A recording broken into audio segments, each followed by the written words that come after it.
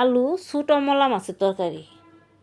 আলু ছোটো মলা মাছের তরকারি রান্নার জন্য আমি কিছু আলু একদম ছোটো ছোটো করে পিস করে কেটে নিছি, কিছু পেঁয়াজ কুচি কেটে নিছি, তেলে ফোড়ন দিয়ে দিছি কালো জিরা, আলু দিয়ে তারপরে এই আলুগুলো দিয়ে দিছি, আলু কুচিগুলো দিয়ে ভালো করে কষিয়ে নিছি, কষিয়ে দিয়ে দিছি পেঁয়াজ কুচি, কাঁচা লঙ্কা কুচি, পরিমাণ মতো হলুদ, লবণ, ভাজা জিরার গুঁড়া, ধনিয়ার গুঁড়া দিয়ে ভালো করে কিন্তু আমি তরকারিটা কষিয়ে নিলাম। কষিয়ে তারপরে একদম আলুগুলো যখন মজে দেবো মা, তখন কিন্তু পরিমাণ মতো আমি জল দিয়ে দেবো, দিয়ে তারপরে এই ছোটো মলা মাছের তরকারিটা রান্না করবো। আমি একদম অল্প পরিমাণে জল দিয়ে দিলাম, জল দিয়ে ঝোলটা যখন আমার ফুটে যাবো, সিদ্ধ হয়ে আলুটা সিদ্ধ হয়ে যাবে, তখন কিন্তু এই মলা মাছগুলো আমি দিয়ে দিলাম। এই মলা মাছ দিয়ে মাখা মাখা করে আলু মলা মাছের তরকারি রান্না করলাম পেঁয়াজ দিয়ে।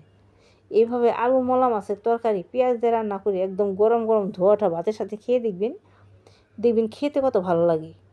আমার এই ছোটো মলা মাছ তরকারি রান্নার রেসিপিটা যদি ভালো লেগে থাকে, পেজটি সাবস্ক্রাইব করে আমার ভিডিও দেখলে লাইক করবেন। আর এরকম ছোটো ছোটো মলা মাছ দিয়ে তরকারি রান্না করে খেয়ে দেখবেন, ভালো লাগবে।